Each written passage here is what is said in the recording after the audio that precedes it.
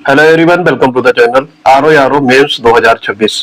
ये मेंस का बैच है, मिशन सचिवालय 7.0 बैच। इसमें डे 1 का टास्क दिया गया था, एसे राइटिंग कराई जा रही है।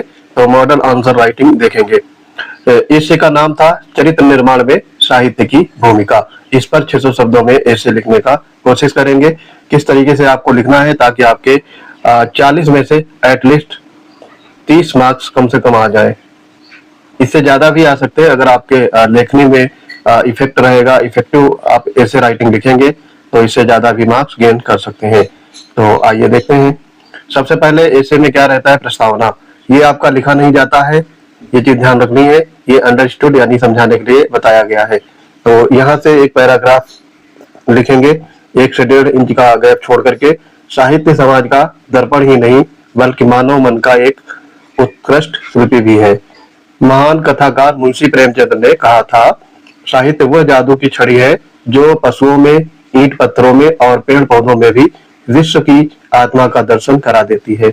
मनुष्य के जीवन का सबसे मूल्यवान आभूषण उसका चरित्र होता है और इस चरित्र की मजबूत नींव गढ़ने में साहित्य की भूमिका अत्यंत महत्वपूर्ण और अतुलनीय है।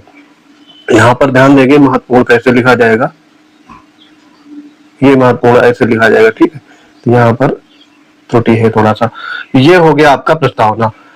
फिर आगे मुख्य विषय में हम लोग करेंगे। इसमें हेडिंग्स डाली गई हैं, ये आपको हेडिंग वहां नहीं लिखनी है, पैराग्राफ वाइज लिखना है।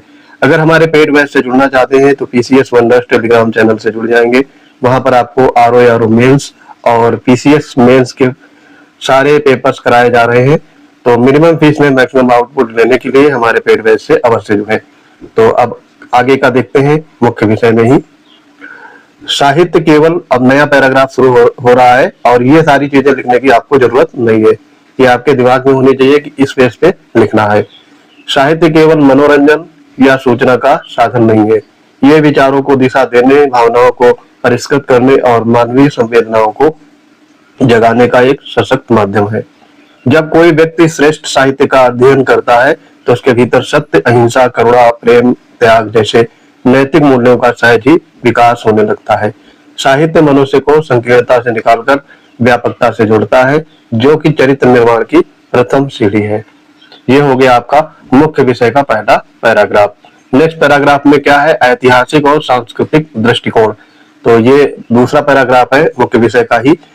इसमें ऐतिहासिक और सांस्कृतिक दृष्टिकोण के बारे में बात करेंगे। तो जो साहित्य है उसमें ऐतिहासिक और सांस्कृतिक दृष्टिकोण क्या होना चाहिए वो इसमें लिखा गया है। भारतीय संस्कृति में साहित्य और चरित्र निर्माण का आदिकाल से ही गहरा संबंध रहा है।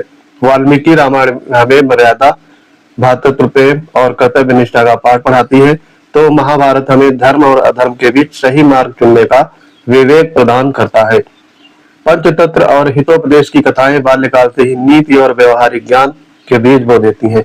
इसी प्रकार कबीर, तुलसीदास और रहीम के दोहे जीवन के गूढ़ रहस्यों को सरलता से समझाकर व्यक्ति को पाखंड और आडंबरों से दूर एक नैतिक इंसान बनने की प्रेरणा देते हैं। अब अगला इसमें है आधुनिक साहित्य का प्रभाव, यानी जो हमारे मॉडर्न लिटरेचर में जितने भी हमारे लेखक या कवि हुए हैं उनके बारे में यहाँ पे बताया गया है। तो ये अगला पैराग्राफ है। आधुनिक युग के साहित्य ने भी चरित्र निर्माण में अहम भूमिका निभाई है। मुंशी प्रेमचंद, जयशंकर प्रसाद और रामधारी सिंह दिनकर जैसे साहित्यकारों की रचनाएं समाज के वंचित वर्ग के प्रति सहानुभूति पैदा करती हैं। गोदान का होरी हो या ईदगाह का नन्हा हामिद, ये साहित्यिक पात्र हमें विपरीत परिस्थितियों में भी धैर्य, त्याग और संघर्ष का मर्म सिखाते हैं। साहित्य पढ़ने से व्यक्ति समाज दूसरे की पीड़ा को गहराई से समझने लगता है, जिससे उसके भीतर सहिष्णुता और परोपकार की भावना जन्म लेती है। नेक्स्ट पैराग्राफ है मुख्य विषय का ही, प्रशासनिक जीवन में साहित्य का महत्व। अब इसमें देखेंगे, विभिन्न सिविल सेवाओं में जाने वाले एक लोक सेवक के लिए सत्यनिष्ठा, सहानुभूति, निष्पक्षता और उच्च नैतिक चरित्र अत्यंत आवश्यक गुण है। साहित्य प्रशासकों में वह भावनात्मक बुद्धिमत्ता यानी इमोशनल इंटेलिजेंस विकसित करता है, जिससे वे समाज के अंतिम छोर पर खड़े व्यक्ति की समस्याओं को मानवीय दृष्टिकोण से समझ पाते हैं। साहित्य एक अधिकारी को मात्र एक संवेदनहीन मशीन बनने से रोकता है और उसमें मानवीय गुणों को जीवित रखता है। ये हो गया आपका प्रशासनिक जीवन में साहित्य का महत्व। अब वर्तमान परिदृश्य में इसकी क्या प्रासंगिकता है ये भी देखेंगे। तो ये अगला पैराग्राफ है मुख्य विषय का ही। आज के तेजी से बदलते भौतिकवादी और तकनीकी युग में जहां नैतिक मूल्य क्षीण हो रहे हैं और युवा पीढ़ी कई बार अवसाद तथा भटकाव का शिकार हो जाती है, वहां अच्छे साहित्य की आवश्यकता और भी बढ़ गई है। इंटरनेट के इस दौर में श्रेष्ठ साहित्य का एक मानसिक फिल्टर का काम करता है।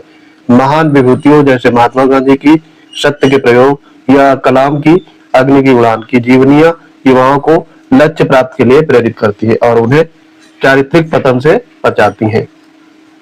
ये हो गया। अब आपका ये मुख्य विषय हो गया। निष्कर्ष इसमें लिखेंगे एसे में।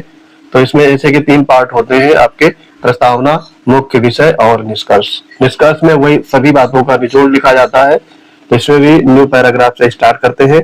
तो यहाँ देखो दिया गया है निष्कर्षता, ये वर्ड आपको जरूर लिखना होता है ताकि आपके एसे की तारतम्यता बनी रहे और जो आपका एग्जामिनर है वो भी आपको समझ सके कि हाँ इन्होंने अच्छा लिखा है, इसको आता है लिखना। साहित्य वो ढांचा है जिससे ढलकर एक साधारण मनुष्य एक उत्कृष्ट नागरिक बनता है। एक मजबूत राष्ट्र के निर्माण के लिए अच्छे चरित्र वाले नागरिकों की आवश्यकता होती है और ये तभी संभव है जब हमारी दिनचर्या में उच्च कोटि के साहित्य का नियमित समावेश हो। भर्तरी ने नीति शतक में ही ठीक ही कहा है, साहित्य संगीत कला विहीना साक्षात पशु पुच्छ विषाणहीना। अर्थात साहित्य और कला से विहीन मनुष्य साक्षात पशु के समान है। अतः चरित्र रूपी भवन को सुदृढ़ और भव्य बनाने के लिए साहित्य रूपी नींव का मजबूत होना नितांत आवश्यक है। तो ये ऐसे यहाँ पर आपका कंप्लीट होता है। ध्यान रहे आपकी शब्द सीमा भी जितना आपको बोला गया है, ये आरओ में 600 शब्द और पीसीएस में 700 शब्द लिखने होते हैं। तो उन्हीं शब्दों के अंदर ही आपको अपनी कला कौशल दिखानी है ऐसे राइटिंग की, ताकि आपके मैक्सिमम मार्क्स मिल सके और आपके सिलेक्शन होने के चांस अधिकतम हो। तो इसी के साथ ये ऐसे यहाँ पर कंप्लीट होता है। जो लोग हमारे पेड बैच से नहीं जुड़े हैं तो वो लोग हमारे पेड बैच से जुड़ेंगे। पीसीएस वंडर टेलीग्राम चैनल से आपको विभिन्न पेड बैच की जानकारी उपलब्ध रहेगी। ऐसे का भी निबंध है, आरओ का 2 आपके चल रहे हैं, सुदर्शन चक्र बैच और मेंस के लिए मिशन सचिवालय 7.0। इसके अलावा इलाहाबाद आरओ का द्रोणाचार्य बैच भी एक्टिव है। पीसीएस मेंस में भी आप इनरोल कर सकते हैं, वहां पर भी आपको कंप्लीट मेंस की तैयारी कराई जा रही है। मिनिमम फीस में मैक्सिमम आउटपुट आपको देखने को मिलेगा। तो मिलते हैं अपने अगले इंपॉर्टेंट वीडियो के साथ, तब तक के लिए पढ़ते रहिए। जय हिंद।